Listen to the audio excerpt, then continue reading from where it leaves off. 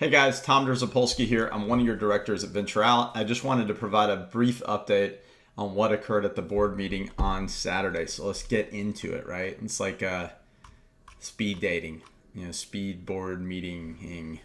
So here we go. Uh, Dave Gillespie, our past president, stepped down as president strictly due to some really incredible work obligations, which are great for his business and career. But they're really starting to put pressure on his ability to provide the attention to detail and leadership on a daily basis that being president requires. He was heads up enough to recognize that was occurring, let the directors know in advance, and is still fully engaged as a director for the remainder of his term, along with the rest of us. He just kind of handed over the leadership reins at that time. So I will gladly speak for the current and past directors that we are incredibly grateful for that year of astute leadership during an absolutely difficult year in every possible way. We won't rehash all that because we're pressing on and moving forward. But I personally am grateful for his mentorship, his friendship, and his leadership. So that meant that we elected new officers, and I was nominated and elected to be the president of the board for this term. And so I'll have the helm for a year, but I am abundantly grateful for and absolutely aware that this job is done best when you have close collaboration with your board of directors, an excellent vice president, an excellent former president, and motivated, smart people working alongside you. And that's exactly what I have. Let's run through here and talk about some of the other officer positions. Rebecca Whidden was elected as vice president. She's been serving the office. She's actually been an owner of Venture Out since 1970 something, and then is a full-time resident in Venture Out for the past many, many years. Has served on the board, has volunteered all the time. And when we were talking this weekend, she regularly forever attended board meetings, like forever and ever, even before it was so cool, right? And so she cares and is involved. And as a side note, if you want to look at the composition of the leadership, Rebecca has great attention to detail. She's a policy wonk. She understands that kind of critical thinking, timelines, following state statute. She's a student and an expert in our bylaws and all the governing documents. And that is exactly who I need alongside me so that we can avoid landmines and hiccups in the process. So I'm really grateful and excited that she's going to be vice president. Catherine Switzer stepped up to be secretary. Cindy Rainey stepped up to be treasurer. All these people were nominated and voted on. Assistant secretary will be Rebecca Whidden. And let's see, assistant treasurer will be former president Ann Bell. So that is the executive kind of leadership component of the board. The full board of directors obviously is Gillespie, Derzapolsky, Brian Lambert, Chris Peters, Rebecca Whidden, Cindy Rainey, Catherine Switzer. And you'll notice we're short names, and that's because we did not have enough people run. So people ran unopposed and walked into the office. So we do have remaining seats on the board. We tabled as a discussion running a special election to fill those seats, or letting that occur naturally next August in the natural process. There are advantages and disadvantages to both decision, and this conversation will occur in future board meetings. And I will tell you that I'm concerned about a few things. One, this would mean we would seat 5 new board members next year. That is an enormous turnover. 2, we only serve 2-year terms. And then you have to take a year off and you can serve 2 more again. That's something I would like to examine and consider addressing. But I think it might be a good idea to go ahead and try and fill the ranks of the board again so that at least they have some experience under their belt going into the balance of that term, which would If we sat a board member, a new set of board members for the missing seats in, say, January, they'd have about 18 months of complete board service before they're forced to roll off because they're stepping into a term in the middle. We'll get into all that. I told you this would be speed dating, and I've already gotten into the details, so forgive me. Going on down, I had an excellent report from our interim manager. There's been tremendous progress in so many important areas. There are many projects that are underway, and there's work to be done. So there are things that are occurring all throughout the resort to make it stronger, better, really move it along. And that's awesome. And they continue, and I'm very grateful for the leadership there. Financial report from Cindy Rainey. Again, just a student of her craft, and she has gotten so many things squared away and in order. It's really incredible, the accomplishments there. We then moved into committee reports. I'm not going to give you committee reports because, there was quite a bit of information shared there, but I'm going to make an appeal that you would participate in committees. There's two ways to participate. You could say, I want to be on, let's see, the hospitality committee, or I want to be on the security committee, or any of the others, and we will nominate you for that position and try to get you a seat on that committee. What does that mean? You can vote, on stuff that the committee talks about. Does the committee agree we should send this recommendation to the board? Yay or nay? But it's not the most important thing to be officially on the committee. Coming to a committee meeting and participating as owners and sharing ideas is where the magic happens. You know your community. You know what could be and should be done. But you don't want to run for the board, and you might not want to be officially on a committee, but you want to contribute. This is where it happens. As an example, if you ride around in your golf cart or on your bike or walking your dog and you're just distraught about the quality or the condition of our landscaping, which you shouldn't be, but say it was in really, really bad shape. Join the beautification committee. Bring that up and say, I'd like you to consider this. I'd like to participate in the conversation. I have some ideas. I've seen some places that do it well. I believe we can improve here. That committee works on that solution and then brings it back to the board and says, this is something we're passionate about. We feel needs to be done. We've collaborated with the treasurer. We understand there's funds available. We'd like to propose that you do this thing. And that's where it happens. That's where it should happen. And when we have good, robust participation in committee meetings, then we have important conversations in board meetings.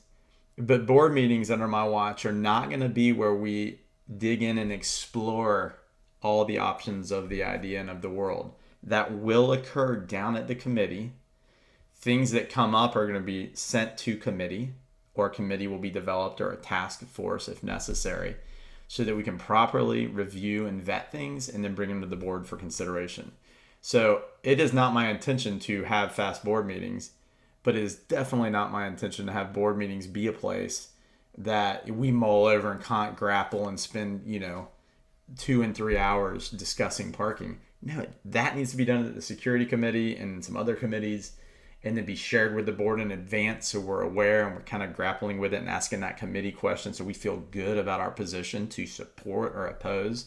And then it comes into the board meeting with a motion, board discussion, owner comment, vote, approved or not, yay or nay. So look for, don't be alarmed by that.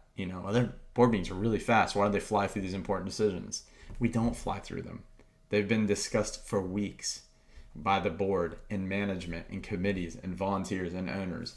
And if you are the last one to hear about it, then you are not paying attention to your committee notices that you receive, because it's like a board meeting. It'll say security. It'll list the items we're talking about, parking. So you need to look at that as an owner. If you have something to say about parking, that's where you need to do it, in the committee. And you can still discuss that in a board meeting. We encourage that participation. But if you want to actually affect the change, if you're in a committee meeting and you hear it's going a way that you don't like, then you need to come to the board meeting and strongly oppose it. You need to get a hold of your directors individually and say, Tom, I want you to know why this is a bad idea. And we'll take that information in and try to make the best decision for the body of people, right, that are owners. So committee work is important. It's something I'm going to push a lot, so please pay attention to that. We also set the board schedule. Man, this is 10 minutes. I'm looking at the ticker. I'm sorry. But you didn't have to attend a multi-hour board meeting, so I guess I don't feel too bad.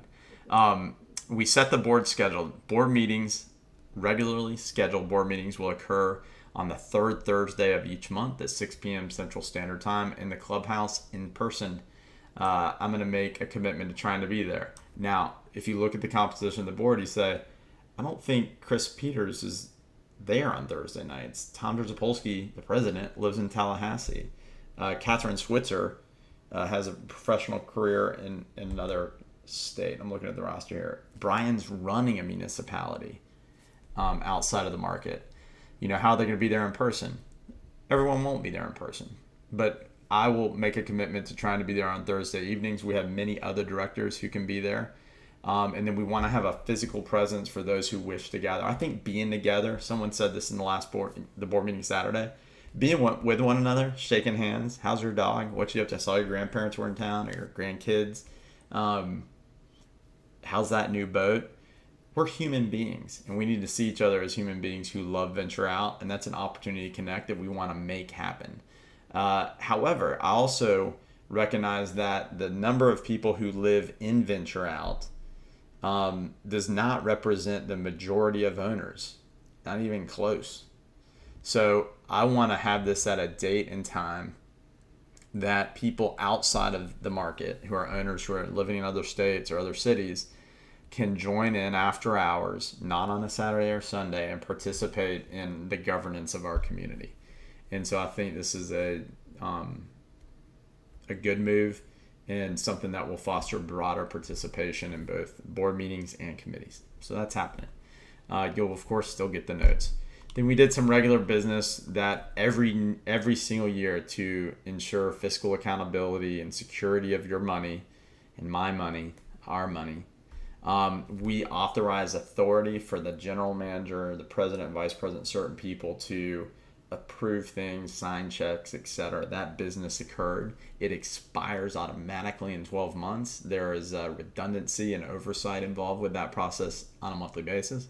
But it's business we have to officially do. And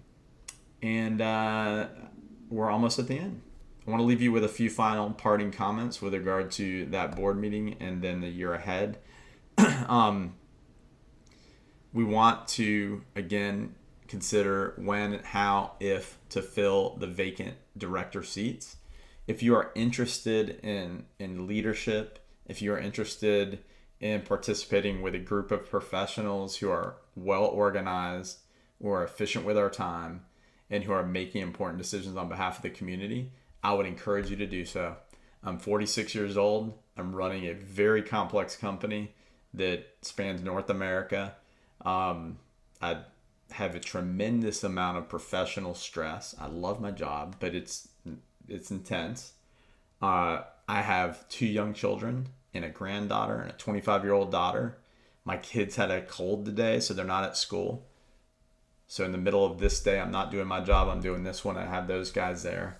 I coach Little League sports. I serve on the Red Cross board, the Goodwill board, and volunteer in many ways in my community and make my wife a priority in my life, along with leading a group called Strong Like David, which is a leadership development program for men and kind of a Bible study of sorts.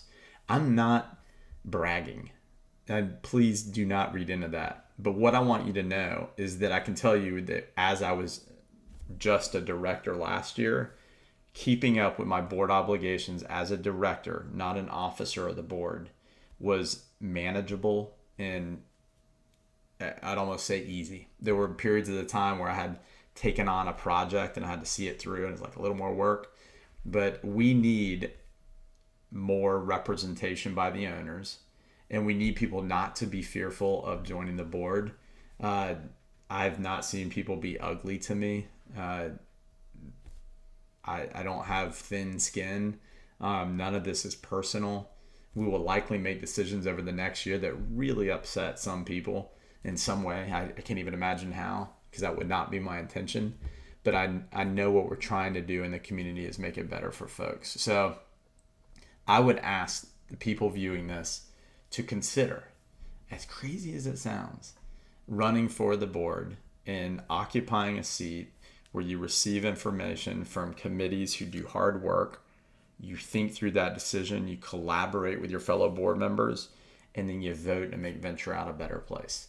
And then at the very least, if that's not in your deck of cards, committee membership or committee participation. And then at the very, very, very least, voting on things, like at the very least, and staying informed. So please consider that. And I want to let you know that we have a continued commitment to broad engagement by owners all over the country, not just the ones that live there. We're going to try and promote this further by really encouraging all owners to sign up for electronic notifications. There's a great deal of owners, for some reason, when they got the paperwork, I don't know if it wasn't clear, but it's like opt-in receiving email notices. I didn't do that. And so they're still literally getting, notices in the mail, and important documents. I run my company. I received very little mail running a multi-million-dollar company that directly impacts my life, my employees, my ability to feed my family. And it's routine. And so we would encourage people to sign up for that. It also allows me to reach out to you and ask you questions. There are some very cool polling things. So if we want to gauge sentiment on a subject, I don't want to hear from 130 people, and 80 of which live in the community full time. I want to know what you all think on some subjects, on all subjects, right? And it won't always be in a big committee meeting or a big board meeting. You might just say, how do you feel about the prospect of a fenced-in free dog play area, run area?